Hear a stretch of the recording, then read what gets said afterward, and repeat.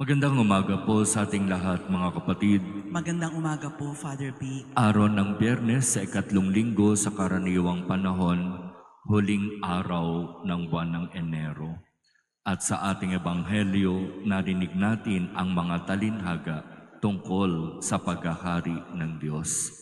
Kung papaanong ito ay inihahalin tulad sa isang binhi na kapag naitanim sa lupa, ito ay tumutubo, lumalago, na hindi nalalaman ng nagtanim kung papaano iyon nangyari. At ang pagtubo at paglago ng binhi na itinanim ay hindi ganoon kadali. Ito ay matagal. At alam natin yon, di po ba? Kapag magtatanim tayo ng binhi o ng buto ng kung anumang punong kahoy, taon ang bibilangin bago iyon magbunga. At dito inihahalin tulad ang kaharian ng Diyos. Nangyayari na ang paghahari ng Diyos ay nagsisimula sa isang napakaliit na simulain. At kung papaano ito lalago at kung papaano ito dadami, ito ay nakasalalay sa kamay ng Diyos. Ito ay nakasalalay sa pakikiisa ng tao.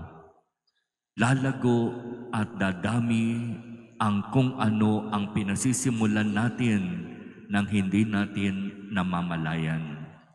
At maaaring magbunga ang kung anumang magandang pinasimulan natin nang hindi na natin aabutan pa. Ang pinakaaral na nais iparating sa atin ng Ebanghelyo sa usaping paghahari ng Diyos, hindi tayo dapat mainip. Anuman yung mabuting pinasisimulan natin ngayon, magbubunga at magbubunga yan ng maganda pagdating ng araw. Pero maaaring mangyari na ang pamumunga ng mga magagandang sinisimulan natin ngayon ay mangyari na wala na tayo. Ganoon ang paghahari ng Diyos. Kaya hindi tayo dapat mainip, hindi tayo dapat maghangad na dapat ngayon na. Dapat meron ng magandang bunga yung kung anumang pinasimulan natin. Dapat makita na natin ang magandang resulta ng kung ano ang pinaghihirapan natin. Hindi po ganoon ang nais ipaunawa ng Ebanghelyo ngayon sa atin. Ang pagbubunga, ang pagkakaroon ng magandang resulta ng kung anumang magandang pinapasimulan natin ngayon ay mangyayari sa takdang panahon na nanaisin ng Diyos. Dito sa ating parokya, kung meron man tayong masasabing isang maliit na gawain na pinapasimulan natin, ito ay ang paglilipat ng mga imahen ng Divine Mercy, ng Our Lady of Fatima, at ng ating patron, San Pablo ng Cruz. Maaaring ngayon ang nakikita lamang natin ay yung pagod, yung hirap, yung sakripisyo, yung mga pagtanggi, yung mga hindi pagtanggap ng mga gusto nating dalhan ng imahen. Maaring iyon ang nakikita at nararanasan natin ngayon. Pero ang bunga ng lahat ng iyan ay hindi natin nakikita ngayon. Mangyayari at mangyayari na ang lahat ay magbubunga ng maganda pagdating ng takdang panahon.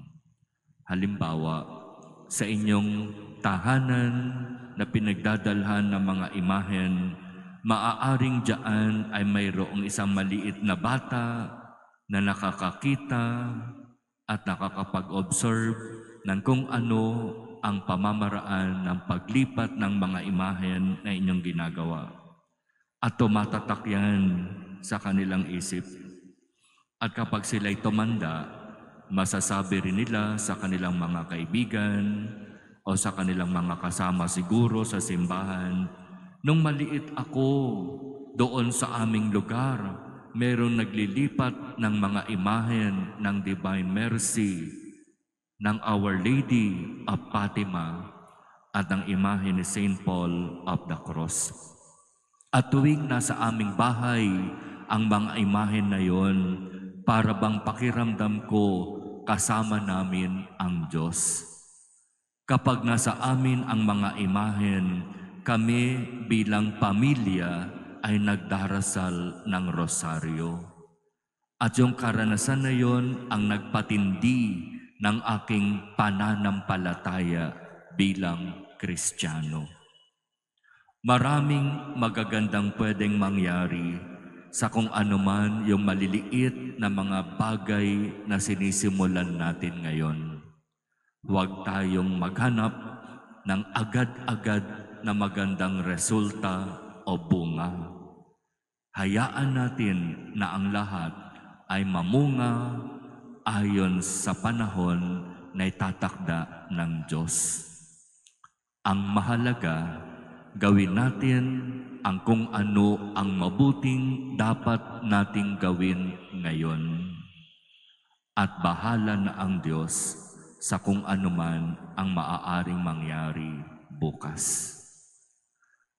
Ang ngayon, ang mahalaga, ang mabuting dapat kong gawin, ang mas dapat nating unahin. Mas maganda na meron tayong naitanim at napasimulang magandang gawain na aanihin ng mga susunod na henerasyon sa atin.